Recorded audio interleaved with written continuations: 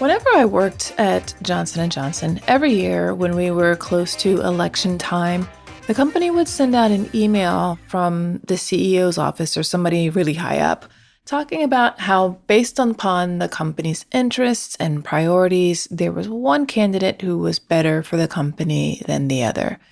I hated those emails. I got mad every time I read them. It really bothered me that the company wanted me to consider what was in the best interest of the company when I went to go vote. Now, that was a company imposing their political values on me, their employees. No me gusta. There's a common thread of opinion that I see in comment sections of various articles for different companies who are receiving backlash for certain inclusive campaigns. It's the sentiment that consumers don't want companies to be political. They want them to focus their efforts on just selling their products and services. But companies, whether consumers like it or not, or whether consumers and employees know it or not, have been engaging in politics for what feels like forever. More on this after this short break. Did you know that most businesses only use 20% of their data? That's like reading a book with most of the pages torn out or paying for a coffee that's just 1/5 full. Point is, you miss a lot unless you use HubSpot. Their customer platform gives you access to the data you need to grow your business. The insights trapped in emails, call logs, and transcripts, all that unstructured data that makes all the difference. Because when you know more, you grow more. And when you get a full cup of coffee, you can do more too. But I digress. Visit HubSpot.com today. Okay, so companies have been engaging in politics for what seems like forever. Whether or not their team members, customers, or society at large likes it or even knows about it, it's often just called lobbying. For instance, in 2022, Apple, Facebook or Meta, Google, and Amazon spent a combined $69 million lobbying the U.S. federal government, a 5% increase from the year before. And if you're curious about which publicly traded companies in the US have spent the most in lobbying since 2009, I'll drop a link to that in the show notes for you. But you don't have to invest in lobbying to be political. Other companies watch and react to what's happening in the political arena and respond to it based upon what they feel is aligned with their values.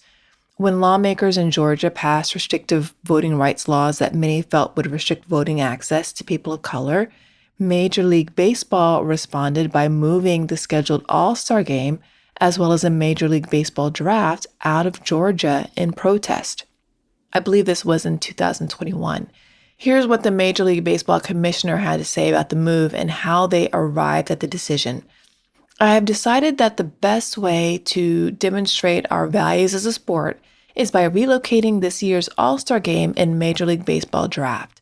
Major League Baseball fundamentally supports voting rights for all Americans and opposes restrictions to the ballot box. In 2020, MLB became the first professional sports league to join the nonpartisan Civic Alliance to help build a future in which everyone participates in shaping the United States. We proudly used our platform to encourage baseball fans and communities throughout our country to perform their civic duty and actively participate in the voting process. Fair access to voting continues to have our game's unwavering support. Even if you don't go this far as what Major League Baseball did, as what some other companies have done, and how you engage in politics and how you communicate it with your team, every company that has employees is political. That's because every company that puts policies in place as to how they will and will not support the people who work at the company makes choices that could be viewed as political. The decisions to go along with prevailing laws or to put in policies that go beyond the law are political stances a company takes to their team's benefit or not. When companies decided to cover the costs of traveling to a different state to have an abortion after Roe v. Wade was overturned in 2022, that was political. When companies decided to extend maternity leave benefits and offer paternity leave beyond what's required by the U.S. government, that's political. When a company decides to offer benefits to the LGBTQ plus community with regard to marriage spousal and partner support and benefits, and even transitioning, that's political. The Human Rights Campaign Foundation tracks whether major employers rated in their Corporate Equality Index, a benchmarking tool that evaluates and measures policies, practices, and benefits for LGBTQ plus team members. In 2002, when they started tracking companies on these measures, there weren't any that met their guidelines. And then in their latest benchmarking in 2022, 662 major businesses have adopted gender transition guidelines, and 91% of businesses that are CEI rated offer at least one transgender inclusive healthcare plan option. Companies have been engaging in politics long before people had objections about companies seemingly taking sides on issues of diversity and inclusion as it relates to their policies and marketing practices. And now, companies who are engaging in inclusive marketing are often being called woke. Now, when people these days are calling a company woke, it is not meant as a compliment. Florida Governor Rick DeSantis, who is currently running for president of the U.S., has an anti-woke agenda. While it is very likely that many people who are using the term woke don't fully understand what it means, they are using it in a negative way based upon the context in which they've grown accustomed to hearing it thrown around by many people they follow. More on woke and how that connects to businesses today, specifically marketers, right after this short break. Okay, I've got another podcast recommendation for you. It's Augmenters, hosted by Julie Meyer and Jimmy Edgerton, and it's brought to you by the HubSpot Podcast Network, the audio destination for business professionals. So on this show, Julie and Jimmy dive into mentoring and explore ways to augment and refresh the mentoring environment. They're using 8 core principles that weave relevant spirit guides and diverse guests, and Julie and Jimmy use a lot of humor and practical tips to help mentors and mentees get further, faster together. There's so many great episodes to tune into for this show, but one that you might find especially interesting is their latest episode, number 120, Mentoring Across Gender, Men as Allies and Mentors. Listen to Augmenters wherever you get your podcasts. All right, so here's how DeSantis' team defined woke in a federal courtroom in Florida in late 2022. It's the belief that there are systemic injustices in American society and the need to address them. So as you hear that term thrown around and used, it is important to ask yourself first, as you're forming an opinion about woke and what that means, and if you believe and support in it, do you believe that there are systemic injustices in American society and that they need to be addressed? If your answer is yes, then in my book, you are pro-woke. If you don't believe that there are systemic injustices in American society and that they need to be addressed, then I encourage you to go and listen to episode 45 of this podcast, Factors Influencing Your Customer Success That You Should Be Aware Of. I'll drop a link to it in the show notes so you can access it easily. Okay, so that's the DeSantis' team definition of woke.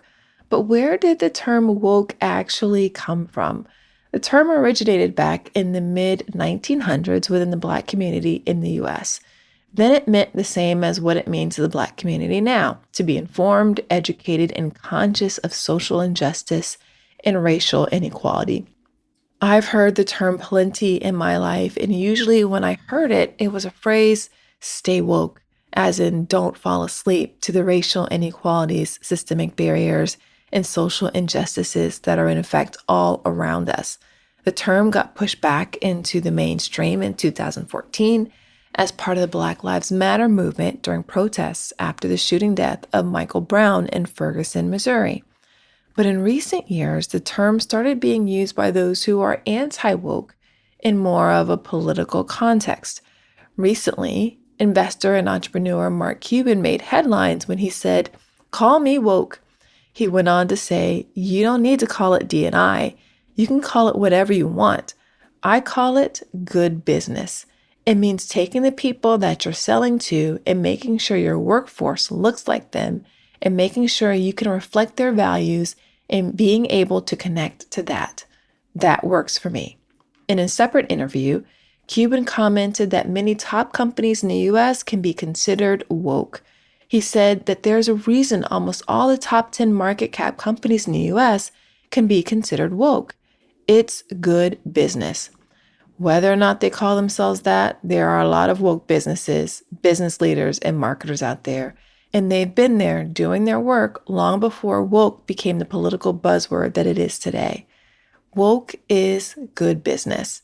To be woke means to see the people you serve, both on your team and, of course, your customers, and to understand that many of them have been on the receiving end of racial injustice, systemic barriers, and social justice inequalities that have slowed and or negatively impacted their ability to achieve success.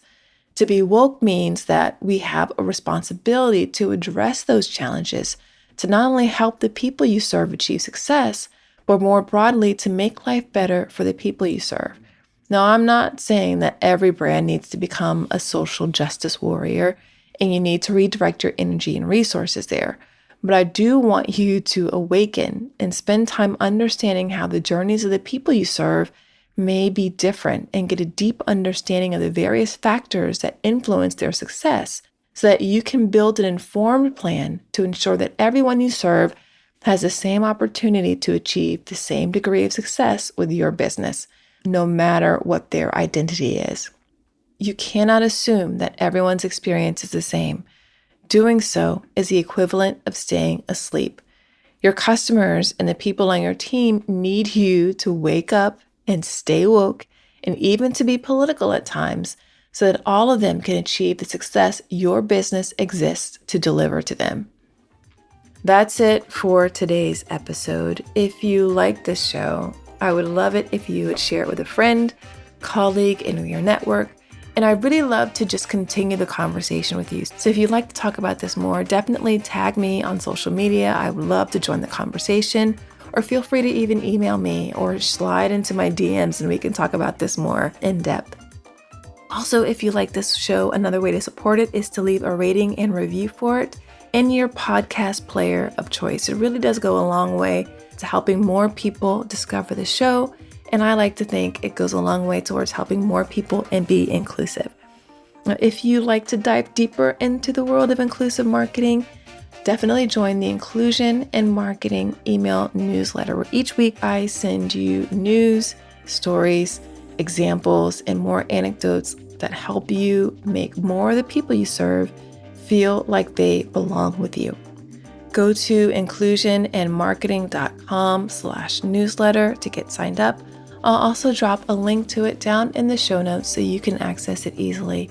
And if you need some help identifying how the journeys of the people you serve are different, that's something that I've helped a number of clients with. And just shoot me an email and let's talk more about how we can work together to help you do that. Until next time, remember, everyone deserves to have a place where they belong. Let's use our individual and collective power to ensure more people feel like they do. Thanks so much for listening. Talk to you soon.